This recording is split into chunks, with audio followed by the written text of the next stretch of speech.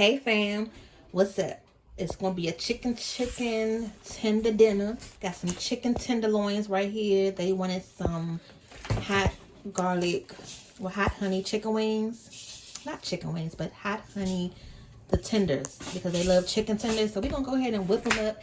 The tenderloins are a good cut of meat to do that. They're already chopped up. Pretty much the chicken breast, you know, they're cut up. But just got 2 packs of those. And we're going to do them in like a dredge today to make a nice crispy batter on them. But you're going to need some honey, your favorite hot sauce. Okay, who else uses the crystals? What's your favorite hot sauce brand? Comment down below. And then this is the Nashville hot chicken that we're going to be using today. Okay, now I also got some catfish nuggets, but I'm going to fry these up on the side separately. What y'all know about some catfish nuggets? Bomb.com too. Okay, but this video is going to feature these, and I hope you guys are enjoying our SoulVember videos.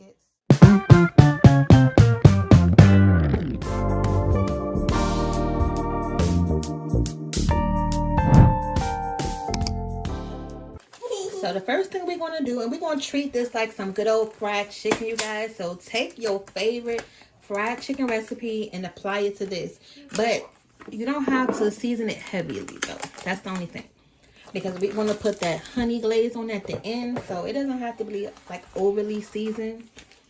I mean, you still want it to taste like something, you know what I'm saying, but it don't have to be like seasoned all the way to the gods. So we're going to dump them in here, and this is the consistency of the tenderloin. Like I say, it's chicken breast, but it's already pre-cut up for you. You know, we normally do these sometimes ourselves, but tonight I really don't feel like it. So I just bought the pre-cut up ones, and they have this little vein piece on here. The kids are going to eat at least 5 of these by themselves, including my husband. He probably could eat about another 4 or 5 by himself too. So think of it like a meal that you would buy like at Buffalo Wild Wings or at Wingstop. 3-4 pieces at a time, you know, with the fries or whatever else on the side. Yeah, that's what you need. So I'm gonna go ahead and rinse these off, and then we can go ahead and get the breading together. All right, so the first thing we're gonna do is make the wet batter for the chicken. So this is about 3/4 cups of all-purpose flour. I'm gonna do a little bit of kosher salt. Gotta give the chicken a little bit of flavor. Allspice. So this is one thing that I like to use on the chicken now. It adds a nice flavor to it. You can get that out of your international aisle. So if you like oxtails or, you know, Jamaican food, they use a lot of this allspice, the Caribbean dishes. Onion powder. That was the only thing I did not get. I need to restock up on our seasonings. Y'all can see I'm low. I need to go back to the big bottles so we don't have to worry about it. And then because we're making the spicy chicken, I'm going to add a little bit of this Nashville right into the mix, just so you can be able to taste it all the way through. And then to this, we're going to add some water, because it's going to be a wet batter that we're going to dip it in first. Look, how can I forget the mustard? We're going to add some mustard to this. So, probably like 1/4 cup of mustard. Maybe not 1/4 cup, but enough where you can taste it. Let's give this a stir. And you want this to be like a paste. So think about your pancake batter, something like that. I may want to add a little bit more flour. Yeah, it's still a little thin. So right now it's looking like eggs. So I want to add a little bit more flour to this. So we already have about 3/4 cups. So I'm going to add a little bit more. All right, so this should make it about a cup's worth. And I'm only telling y'all measurements because I normally don't measure. You know, we just go by the consistency. But just for the ones that do want to measure, you know, just to give you an idea. So that's good enough, okay? Because we're still going to double dip this into our regular flour mix also, y'all. So now we're going to actually make the seasoning for the actual chicken itself. So I'm just putting some flour in here. I'm going to add a little bit more salt. Oh, that's what I forgot, you guys, was the garlic. While I'm thinking about it, let me go ahead and add that. Was the garlic. I know it's missing something. Hold on. All right, so I'm about to put y'all onto this black garlic paste. It's so good. We've been using this pretty much all week long, but it's like minced garlic, but it's black. Yeah, it's black garlic. And we like a lot of it, so I added a lot to that. If you don't have this, just use some minced garlic. It's going to change the color of this, but that's okay. It didn't really change anything yet. But you have this. A little bit more onion powder. Just going to use the rest of that onion powder. And then we're going to use some black pepper. And this is going to be a little simple seasoning flour because I don't have a lot. It's time to restock up on everything. Get that a little stir, y'all. And then we're going to taste it. Gonna need a little bit more salt, y'all. I told y'all that's the rule of thumb. If I can taste the salt in it, then that lets me know that it's seasoned good. And then you can just add whatever else spices you want to it. Then the last thing I'm gonna add is some of this nature seasoning, a little bit to give it some more flavor. Why did you not use the part that it doesn't make it come out a lot? Because I don't want to just be standing here all day trying to sift it. Still gonna make the sauce at the end. Yeah, to go on the chicken. Yeah, okay, that's better. Yeah, we don't want it to be too salty. That's not the goal. Yeah. Alright, y'all. So I just realized in the mix right here, I was supposed to be using the milk. Like the whole carton of milk right here. So I'm still gonna splash it. Just a little bit. Okay. Just a little bit.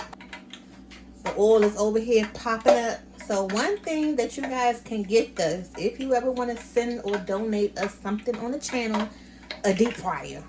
That's the next thing we need up in here is an actual deep fryer we can sit on our counter. So if you ever look in our description box, we do have our address where if you want to send us something, you guys can gift us. You know, if you feel the want to. You don't have to, but just in case you watch our videos and you saying to yourself like, "Ooh, I wish I could send them this," you know, to help their videos, that's what we need. So we're gonna go ahead and just let this oil heat up. The first thing we're gonna do is our chicken, our clean chicken. Okay, just dump that up in there and then into the seasoned flour. And I'm gonna put a few of these in there at the same time. Just dunk and go. Dunk and go. The good thing with these, it doesn't take much to coat them, so we're just going to make sure they get nice and drenched. And guys, with this process with the flour, there's flour all over the ground. We're going to try to make sure it's not. Yeah, look at the powder that's coming from the flour. Okay. See it moving in the pan, so that lets me know it's ready. Yeah. Y'all hear it sizzling? Drop and go, y'all.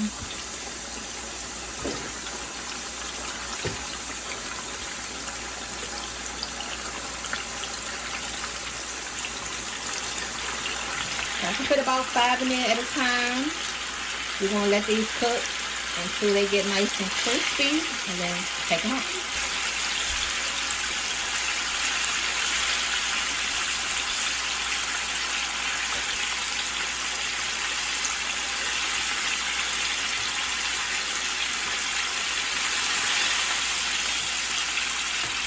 Want to make sure they're not sticking to the bottom. I don't want to overcrowd them.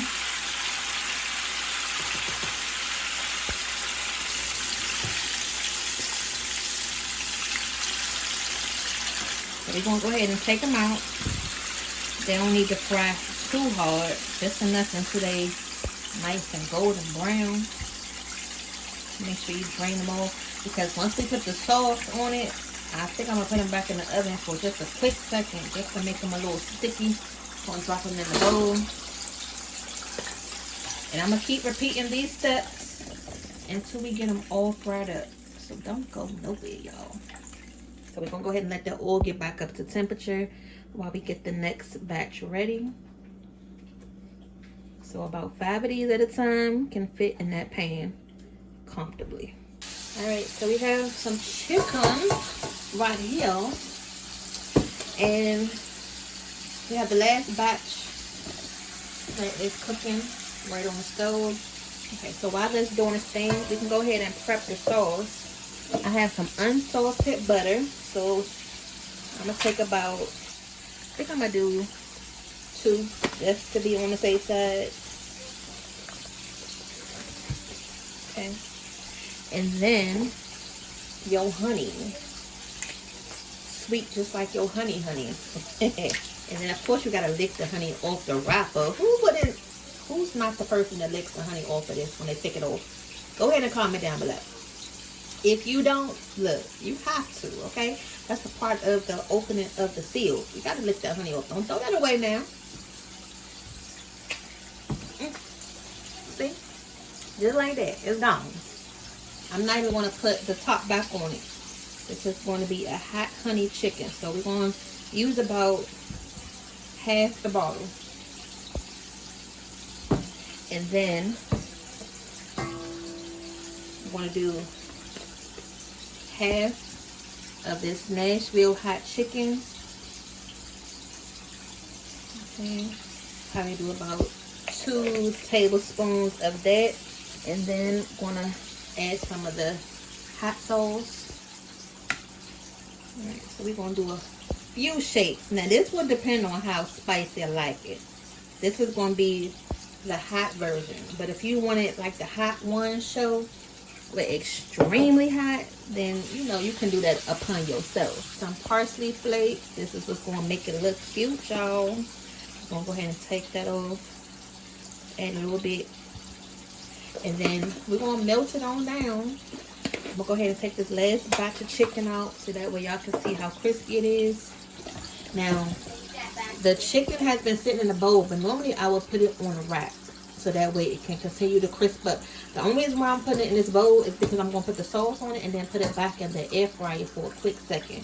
But otherwise, put this on the rack so that way it can stay crispy the whole time. Now, these were some big tenderloins. Honestly, you can cut these in half the long way. So if you don't want them too big, you can still cut them in half one more time. Just because you're getting them out the wrapper like that doesn't mean you have to keep it like that. Like for instance, this one right there is hot, y'all. But like if it's too thick for you, just cut it in half. It's not going to be a problem at all. I'm going to go ahead and sit this on the stove, and then as soon as it's heated up and juiced up, we're going to go ahead and sauce it up. We have the sauce. Just going to pour it in this bowl right here, because the way I like to do it is to dunk the chicken. What we're going to do is dot real quick, and then put it on the tray. Okay. Dot. Yeah, you're gonna put it in the bowl? Yeah. And then this is going to go in the air fryer for like a couple seconds just to get a little stickiness to it. And the sauce can kind of get crispy. Yeah. And then that way the chicken, you know, can stay nice and crispy too. And the sauce is still piping hot. Yes. So we'll do a couple batches at a time. But this is how it's looking so far, y'all. That look good? That look good? Alright, so I'll show you how it's looking once we take it out the air fryer. Alright, you guys, so let's go ahead and I just took the chicken out the air fryer. That's how it's looking right now. It's 2 trays. I got 2 trays worth. Now, the one thing that I did do differently with this tray versus the first one, because I noticed that this is not that hot. It's more like on the sweet side, because it does have some like sugar in it. That's the first seasoning. So what I did was, once I put it in the air fryer, I sprinkled some more of this on top. So now what we're gonna do is go ahead and take them off. Okay, that sauce is nice and glistening. Okay, let's take those off of there. And I still have a lot more to go as far as the air fryer, but I'm just going to show y'all just how it looks, because they are ready to eat. So I can pretty much just cook the rest of these to order. All right, so now you want to make sure you save a little sauce left over. So what you're going to do is drizzle it right on top, y'all. Ooh, right on top. Does that look good? guys. Okay, just make sure you get it everywhere. And then just eat this with your favorite dipping sauce. So I'm just going to season it one more time with a little bit of that hot honey seasoning right on top. Again, this is not really spicy, I'm telling you. But there we go.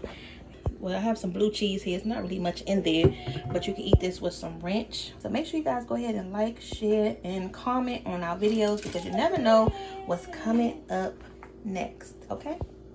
See y'all later. Bye. Bye.